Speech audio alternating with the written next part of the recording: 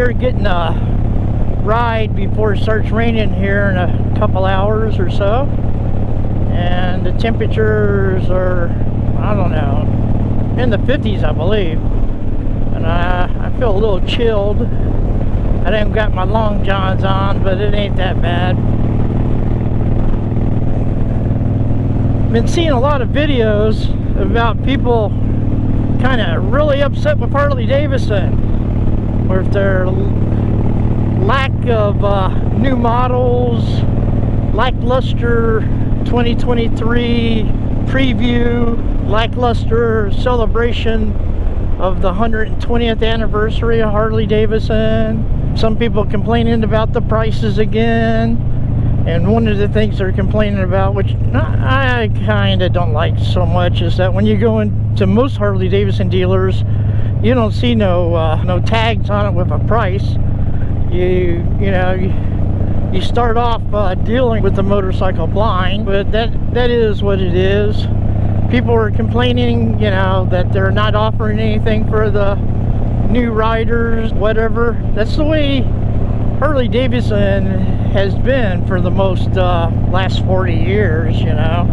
They've introduced offered a couple things for newer riders, and fanboy base, they really messed up the brand, and the salesmen do too, by how they branded the Sportster as a beginner's bike and a girl's bike and everything like as that sort, when actually, the old Sportsters was the mainstay for Harley-Davidson since the 1957 up until this last year. Now they're no more, and now the people are complaining about it.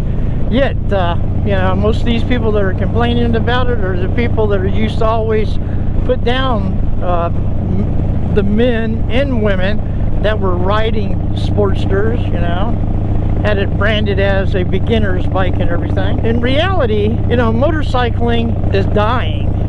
It's not just Harley-Davidson. One person that I watched was asked the question, is Harley-Davidson going to last another decade? Well, to answer that, I don't think so, personally. Not as we know Harley-Davidson, or as we knew Harley-Davidson up till now.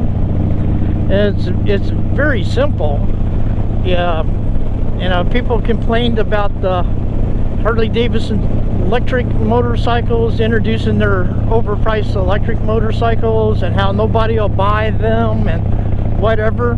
But to be truthful, if Harley-Davidson wants to survive, people are going to have to buy electric motorcycles, because motorcycles like what I'm riding right now, the old ICE vehicles, internal combustion engine vehicles, motorcycles and cars, are going to be outlawed. All the countries part of the European Union, they agreed that 2035 is the last year new ICE vehicles will be allowed sold in the European Union. That means all the car manufacturers that want to deal in the European Union after 2035 are going to have to make electric automobiles. Of course, everybody looks at it when they post these things, the stories go, they're always talking about the automobile and the cars. It's going to be true for all ICE vehicles. That's motorcycles and cars, anything that goes on the road. And a lot of the vehicles that are internal combustion engine vehicles that are used in farming and things like that, sooner or later they're going to have to change too. The fact is, 2035 is how many years away? Oh, 12 years. A lot of you younger people think 12 years is a long ways off, but it's not. 12 years go by in the blink of an eye. And of course, by that time, my motorcycle days will probably be over by then. But the truth is, motorcycling is dying. It's not just Harley-Davidson killing it. Harley-Davidson's trying to figure out how to survive as a company, as is all the other automotive manufacturers. People are saying, well, I'll never drive an electric car, and I'll never own an electric car. Well, the truth is, the powers that be don't really give a flying, if you're going to buy electric car, because they're trying to get us all of us common people, you know, the masses, the proletariat, or whatever you want to call us, they want us to be either walking, riding bicycles, or on mass transportation. To survive, they're going to have to make other types of things besides the traditional motorcycles we're used to. And that's same with all motorcycle companies, you know. All of them are working on electric vehicles because they know to survive they're going to have to be making electric scooters and motorcycles and things that support the new world order of things, you know. And that's the truth, you know. If you don't believe me, that's your problem. But don't, you know, it's useless to get into these arguments about what is the best motorcycle, how bad Harley-Davidson's treating their customers, or I really don't like, you know, this bike or that bike. Right now, if you like motorcycling, you better buy the motorcycle that you enjoy and ride it the best you can. And if you're old like me, well, about the time that we're not riding anymore, it won't matter. But for you younger people, if you don't start fighting for what's right and fighting, you know, against this insanity, moving towards so-called net zero emissions and things like that, it's not going to happen. You know, all they're doing is changing one technology for another, but it's not changing your carbon footprint one bit.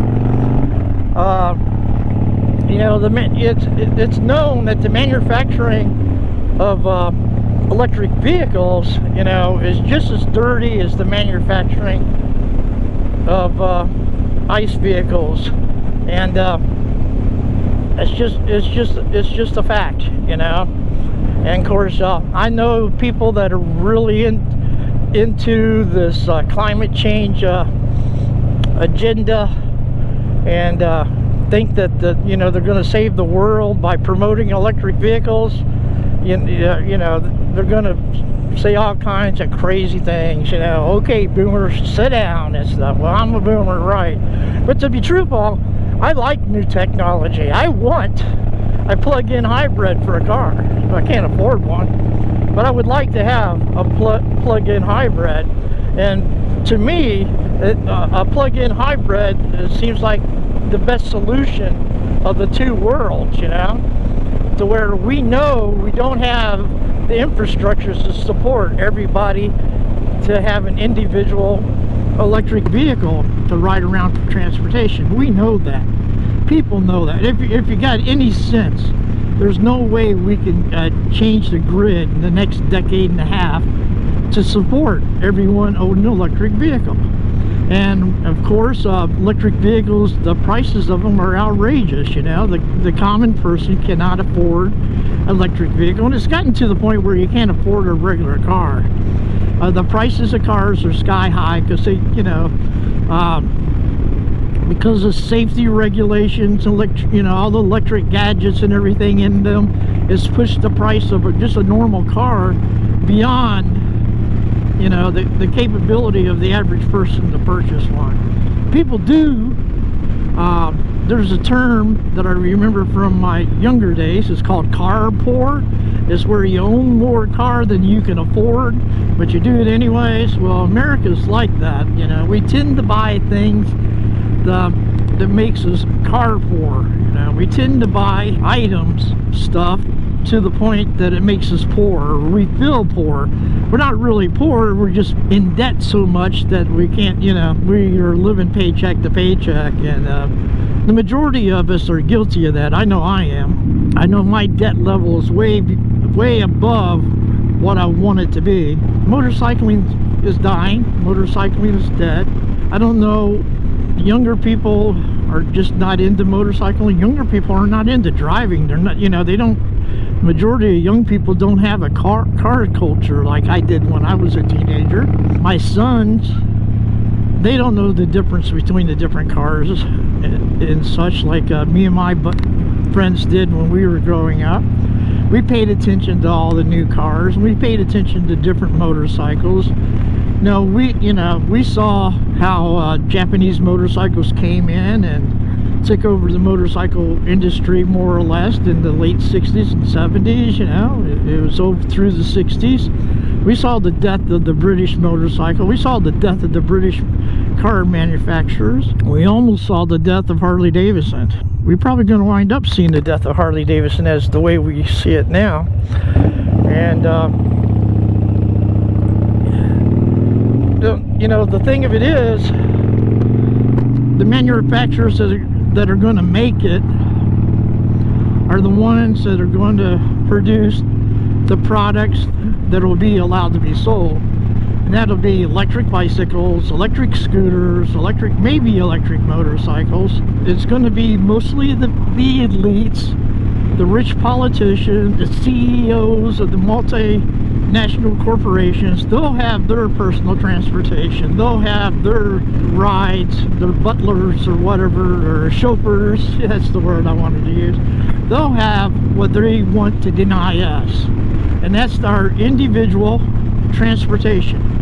You know, if we use, you know, our individual transportation we use for recreation, the individual transportation we use to get to work on, you know.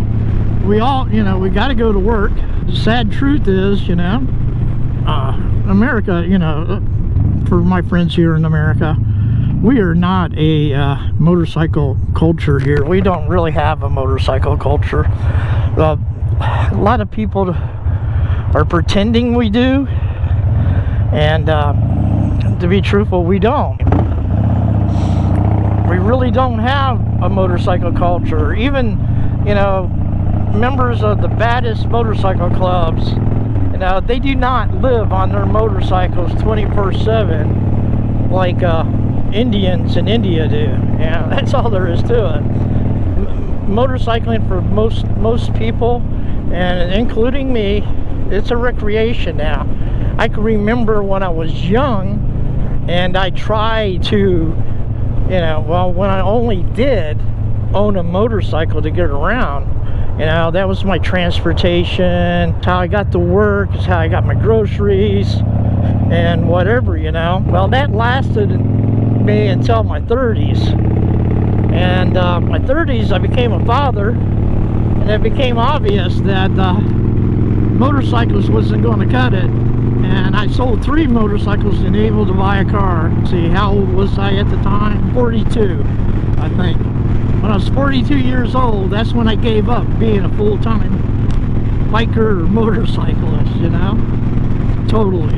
You know, there's previous years that I went without motorcycle at all for certain reasons, but in '97 is when I gave up on being a full-time motorcyclist, you know, depending on the motorcycle to do all the things I needed to do. There's the Harley-Davidson dealer. I think I'm gonna head down in there. Well, anyways, if you like this video, hit like. Don't forget to share the video and subscribe.